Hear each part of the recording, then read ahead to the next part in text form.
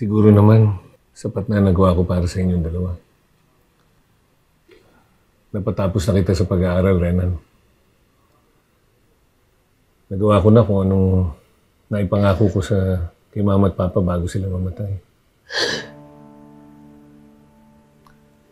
Siguro naman, panahon na para harapin ko yung sarili kong buhay.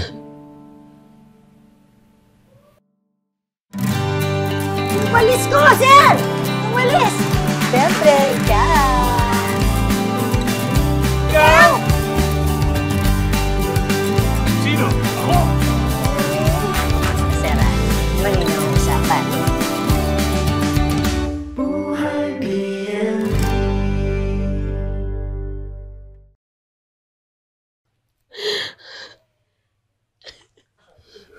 Susuporta pa rin naman ako sa inyo.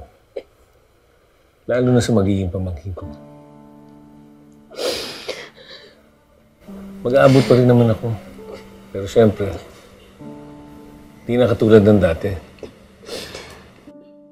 Salamat, Kuya. Kahit ano man yung itutulong mo, tatanggapin ko ng buong puso. Renan, di habang buhay malakas ako. Balang araw, sisingilin din ako ng katawan ko. Kaya kailangan ko mag-ipon. Lalo-lalo na para sa kinabukasan namin ni Bernadette. Tutuloy ko pa rin ang tulong sa mga anak mo pagdating sa pag-aaral nila. Pero hanggang doon na lang. Lahat ng pangangailangan mo, sa kuryente, tubig, grocery, kailangan mo nang gawa ng paraan yun. Kailangan mo na magpakama sa mga anak mo. Sana, di sumama ang loob mo sa akin. Pangako, Kuya. Nagkamali man ako. Ipilitin kong itama ang lahat. Gagawin ko ng paraan na makabalik ako at makatapos ng pag-aaral. Para sa magiging anak ko. At para rin po, makabawi ako sa kasalanang nagawa ko sa'yo. Nag-iingat ka dun, Kuya. Mahal na mahal po kita.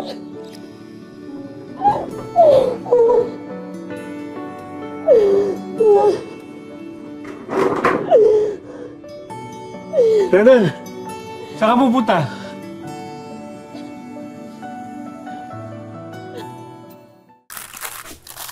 Ating sukli mo. Salamat ha. Babalik ka ha.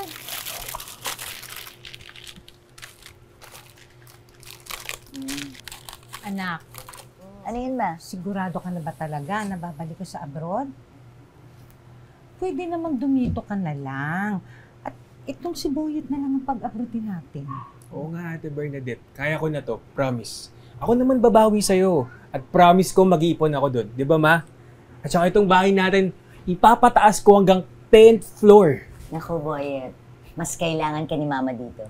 Aba, hindi naman ako alagain na. Hindi sa ganun, ma. Dadalawa na nga lang kaming magkapatid. Malayo na ako. Ilalayo ko pa ba naman si Boyet sa inyo? Tsaka isa pa, mas kampante ako pag nasa abroad ako na alam ko hindi ka naman papabayaan itong bunso natin. At alam mo naman, Nay, higit sa pagtatrabaho, kailangan ako ni Bert doon. Hindi madali ang buhay abroad. Lalo na kung nag-iisa ka. Yung may isa kang kasama doon na alam mong tunay mong kakampi at kahit anong mangyari, kadamay mo sa lahat. Napakalaking bagay na para harapin ang hirap ng buhay doon. Tsaka Mike, ikaw naman. Ngayon ka pa ba naman mag-aalala sa akin? Ngayon na nakahanap na ako ng mag-aasikaso at mag-aalaga sa anak mo. Diba? Sa bagay, anak, basta mag-iingat kayo dun ha. Huwag magpapalipas ng gutom, parating magdarasal. At isa lang naman ang request ko. Ano yun, ma? Sana sa pagbalik nyo, pasulubungan nyo naman ako ng apo ha. Apo, agad-agad! Ma, pwede ba? Patapusin mo muna yung pagkakasal namin. Asikasuhin ko pa yun eh. At syempre, pagka nakasal na kami, kahit ilang apo panay. Oh, anak, gusto ko yan. Gusto ko na talaga mag-alaga ng apo. Bakit ma? Gusto mo ba next month? Bigyan na kita ng apo? Hoy, ika nga, Boyet, tigil-tigilan mo ako, ha? Bawal yan. Nako, itong negosyo muna ang asikasuhin mo. Saka na yung Baka apo. kasi baka nga gusto mo, di ba? Si ate, pinipilit Uunahan mo mo. pa si Ate Bata Bernadette ka mo. pa. Tigilan mo yan. Nako, Sorry. magpayamang ka muna. O sige, ano bang gusto nyo? Bibilin natin ngayon, ha? Eto ma, gusto mo ba yan?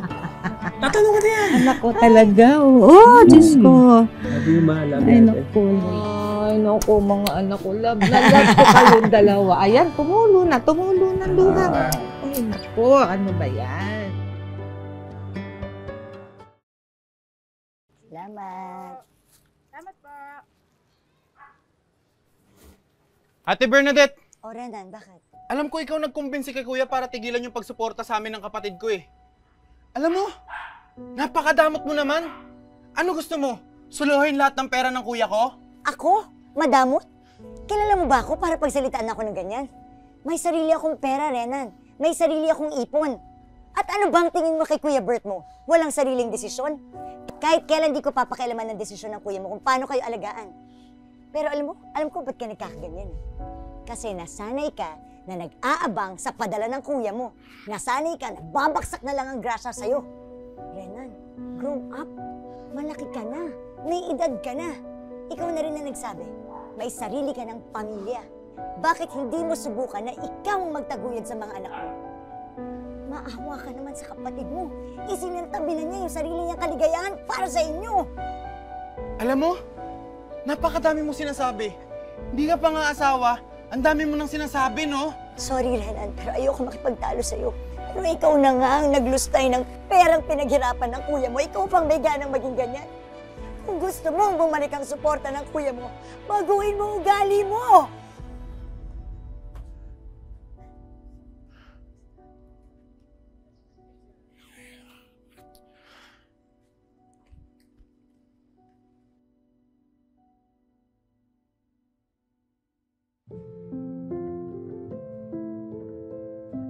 Nagsimula sa ibang bansa. Sa ibang bansa din nag-bloom ang pagmamahalan namin ni Bernadette. Dumaan man sa pagsubok, sa awa ng Panginoon, mukhang dito na rin kami bubuo ng pamilya ni Bernadette. Pero syempre, sa takdang panahon, babalik pa rin kami sa Pilipinas. Sabi nga nila, there's no place like home.